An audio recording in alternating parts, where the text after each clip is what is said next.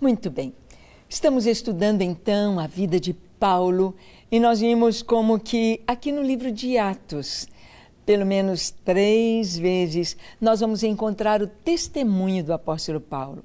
O modo como ele teve o seu encontro com Jesus, o modo como a sua vida foi transformada. Nós vamos descobrir que Paulo, ele nos fala de maneira muito profunda das coisas espirituais à igreja, em suas cartas, ao povo de Deus, ou quando alguém conhece profundamente o judaísmo e a esperança de Israel, que é a vinda do Messias. Mas nós vamos ver como o Espírito Santo conduz Paulo e conduziu os apóstolos e conduziu os discípulos e nos conduz até os nossos dias a contar o nosso testemunho. Nada há mais forte, nada há mais convincente, nada há mais lindo do que a experiência de cada um com Jesus. Paulo está aqui diante de Festo, diante do rei Agripa, e Festo precisa enviar uma carta para o imperador de Roma. Ele precisa avisar por que está enviando Paulo, por que ele é um prisioneiro, o que ele fez contra Roma. Festo não encontrou motivos para Paulo estar preso por Roma. Festo não encontrou motivos para matar Paulo, açoitar Paulo, condenar Paulo, porque ele viu que a questão era religiosa, era uma intolerância do povo de Israel, era uma intolerância dos judeus a Paulo. E nada tinha de crime, nada tinha que depusesse contra o caráter de Paulo. Mas Paulo apelou para César e agora ele precisa escrever alguma coisa. Convidou o rei Agripa, descendente de Herodes, e a sua esposa Berenice, que era judia, uma mulher piedosa, para estarem ali naquela audiência e ouvirem Paulo. E o texto nos diz o seguinte, em Atos 26, de 1 a 23. A seguir, Agripa, dirigindo-se a Paulo, disse: é permitido que uses da palavra em tua defesa. Então Paulo, estendendo a mão, passou a defender-se nestes termos: tenho-me por feliz, ó rei Agripa, pelo privilégio de hoje, na tua presença, poder produzir a minha defesa de todas as acusações feitas contra mim pelos judeus. Mormente, porque és versado em todos os costumes e questões que há entre os judeus.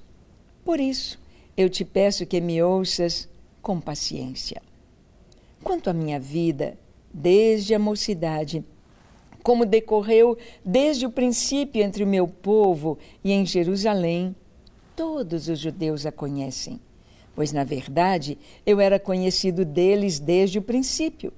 Se assim o quiserem testemunhar, porque vivi fariseu, conforme a seita mais severa da nossa religião. Paulo, então, aqui está trazendo o seu testemunho. Ele diz: estou feliz por poder falar diante de ti, ó rei Agripa. Você conhece o nosso povo, você conhece os nossos costumes, a esposa dele era uma judia, ele conhecia bem a história de Israel, a esperança de Israel, as seitas dos fariseus, dos saduceus, as linhas religiosas dentro de Israel. E então, Paulo começa a apresentar a sua defesa. Ele diz como ele era, quem ele era. Olha, ele disse: a minha vida desde a minha mocidade. Paulo nasceu em Tarso, na Cilícia. Paulo nasceu na cidade de Tarso. Ele era um cidadão romano por nascimento. E ele veio a estudar na faculdade hebraica, se podemos dizer assim, aos pés de Gamaliel, aos pés de um grande rabino que conhecia profundamente as Escrituras. Nós sabemos que os rabinos, eles estudam bastante para conhecer a lei, para analisar cada frase, cada palavra. Hoje nós temos a Bíblia no computador, hoje nós podemos, uma palavra na concordância bíblica, encontrar os seus significados, onde que aquela palavra é repetida em outros livros, em outros capítulos, em outros versículos. Mas naquela época eram os estudos exaustivos das Escrituras, estudos com um garimpo artesanal, se assim podemos dizer. E os fariseus tinham prazer em estudar as Escrituras. Estudavam, se aprofundavam, mas não conheciam o sentido espiritual de tudo. Eles tinham as suas interpretações e julgavam tudo segundo a tradição dos fariseus. A tradição. Hoje, infelizmente, nós vemos isso também acontecendo no catolicismo romano, quando a igreja cristã não ficou apenas com a Escritura, não ficou apenas com o que diz a Bíblia, mas ao lado da Bíblia vem a interpretação romana, vem a interpretação e a tradição, os dogmas da igreja, que nem sempre estão de acordo com a hermenêutica bíblica, nem sempre estão de acordo com a interpretação que a própria Bíblia nos traz. Paulo disse: vocês conhecem a minha vida. Qualquer um de vocês, qualquer um dos judeus em Jerusalém pode testemunhar a meu respeito. São da minha geração. Eles me conheceram quando eu era estudante, conheceram como eu tinha ódio dos cristãos. Eu vivi fariseu conforme a mais severa seita da nossa religião.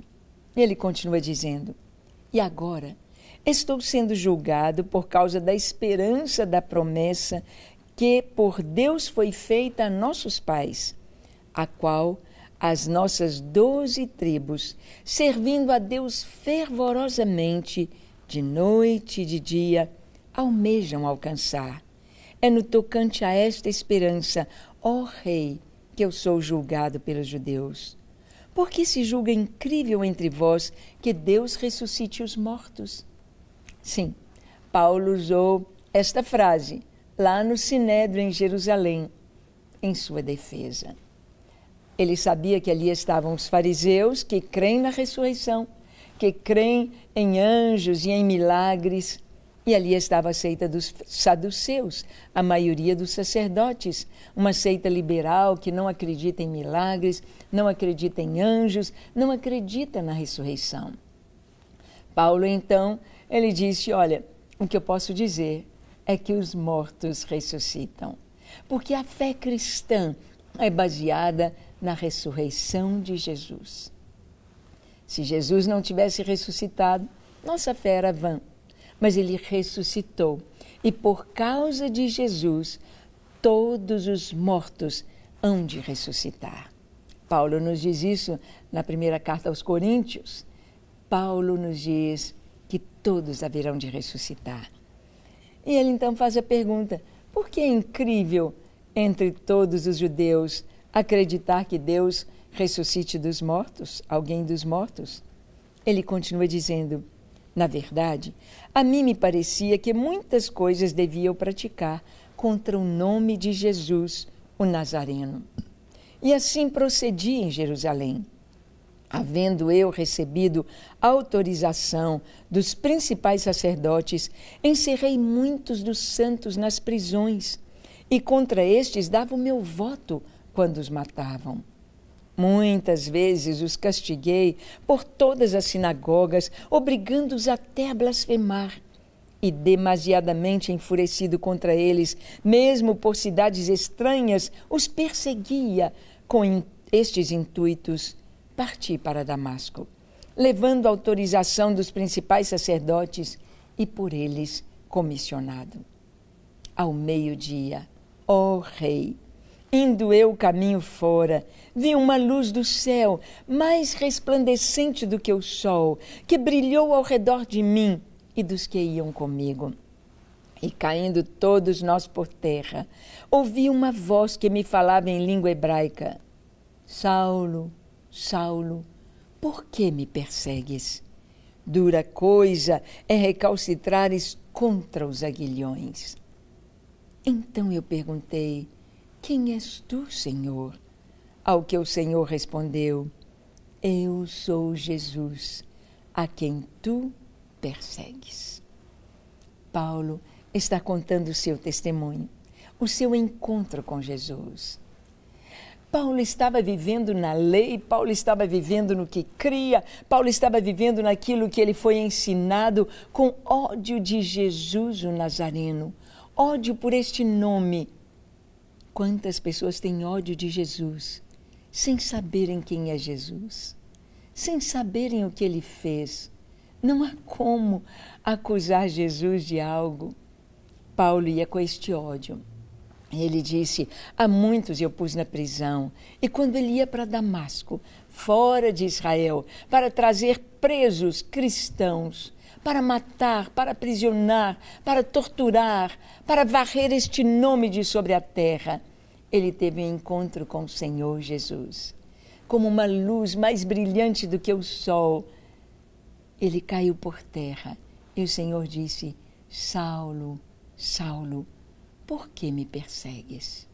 Perseguir um cristão é perseguir Jesus. É perseguir Jesus. Matar, ferir um cristão é fazer o mesmo com o próprio Senhor. E então o Senhor Jesus disse a ele, mas levanta-te, firma-te sobre os teus pés, porque por isto te apareci, para te constituir ministro e testemunha, tanto das coisas que me viste, como daquelas pelas quais te aparecerei ainda, livrando-te do povo e dos gentios, para os quais eu te envio, para lhes abrires os olhos e os converteres das trevas para a luz e da potestade de Satanás para Deus, a fim de que recebam eles remissão de pecados e herança entre os que são santificados em mim. Pelo que, ó rei Agripa, não fui desobediente à visão celestial, mas anunciei primeiramente aos de Damasco e em Jerusalém e por toda a região da Judéia e aos gentios que se arrependessem e se convertessem a Deus, praticando obras dignas de arrependimento. Por causa disto, alguns judeus me prenderam, estando eu no templo, e tentaram matar-me. Mas alcançando o socorro de Deus, permaneço até o dia de hoje, dando testemunho tanto a pequenos como a grandes, nada dizendo, senão que os profetas e Moisés disseram haver de acontecer. Isto é, que o Cristo devia padecer, e sendo o primeiro da ressurreição dos mortos, anunciaria a luz ao povo e aos gentios. Esta foi a defesa de Paulo, o seu testemunho. Paulo contou como Jesus lhe apareceu e a missão que o Senhor lhe deu. Jesus já apareceu a você, ou seja, já entrou em sua vida. Há uma missão para você, a missão de levar a palavra, de testemunhar a todos ao seu redor. Vamos fazer isto? Então vamos orar. Feche seus olhos, curve sua fronte, se for possível, se ajoelhe e ore comigo, dizendo assim: Senhor, eis-me aqui em tua presença. Eu abro o meu coração para que o Senhor venha me lavar, me limpar, me transformar, me encher do teu Espírito Santo, me dar uma vida nova, um novo coração, um novo modo de pensar, de viver, de agir. Ó Deus, eu me entrego a ti. Lava-me, perdoa-me. Eu me arrependo dos meus maus caminhos e me entrego a ti totalmente, hoje e para sempre. Recebe a minha vida, escreve o meu nome no livro da vida e dá-me a certeza de salvação. Eu me entrego a ti, com tudo que sou, com tudo que tenho, eu e a minha casa, no nome de Jesus. Pai, que cada pessoa que nos assiste receba o toque do teu Espírito Santo, a paz, a cura, a libertação, a tua doce presença, no nome de Jesus. Amém Amém e amém. Graças a Deus. É isto aí. Receba esta salvação e segure a bênção do nosso Deus. E continuemos estudando a sua palavra. Te espero no nosso próximo programa, quando aqui estaremos compartilhando a palavra de Deus, aqui na Rede Super. Até lá!